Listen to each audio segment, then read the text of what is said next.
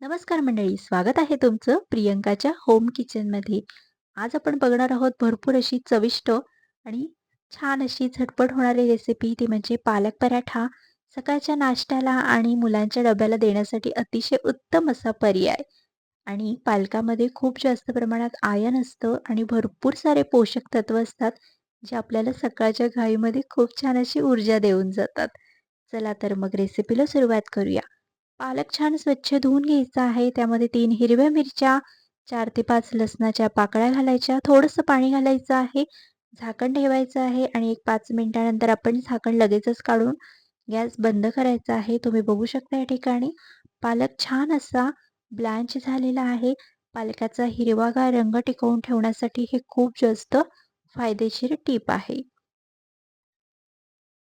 आता आपण काय करणार आहोत, एका मिक्सरच्या भांड्यामध्ये सगळा जो पालक आहे, तो मिरची आणि लसणासकट आपण घालणार आहोत आणि 2 मिनिटं वाफ जाऊ द्यायची आहे. खूप गरम-गरम आपण हे वाटून घ्यायचं नाहीये आणि आता हे आपण छान वाटून घेणार आहोत. त्यानंतर आपण कणिक कशी मळायची ते बघून घेऊया. त्यामध्ये काय-काय घालायचं? 3 वाट्या गव्हाचं पीठ घेतलेलं आहे. अर्धा वाटी मी बेसन घेतलेलं आहे. त्यानंतर त्यामध्ये आपण चवीपुरता मीठ घालायचं आहे. 1 चमचा धणेपूड या ठिकाणी वापरलेली आहे. अर्धा चमचा लाल तिखट घालायचं आहे. लाल तिखटाचं प्रमाण कमी जास्त करू शकतात, कारण हिरवी मिरची यामध्ये वापरलेली आहे. जिऱ्याची पूड घालायची आहे आणि 1.5 चमचा यामध्ये पांढरे तीळ वापरलेले आहेत. छान असे कोरडे जे मिश्रण आहे ते आपण मिक्स करून घेणार आहोत. त्यानंतर यामध्ये घालणार आहे मी साजूक तुपाचं मोहन. 2 ते 3 चमचे, मोठे चमचे साजूक तूप घालायचं आहे. साजूक तुपाचं मोहन यामध्ये खूप छान लागतं. पराठा छान सॉफ्ट होण्यासाठी मदत होते. तूप छान व्यवस्थित आपण सगळीकडे मिक्स करून घेणार आहोत आणि जी आपण प्युरी करून घेतली होती, हिरवी मिरची, लसूण आणि पालकाची, ती यामध्ये आपण घालणार आहोत. सगळी प्युरी यामध्ये घालायची आहे.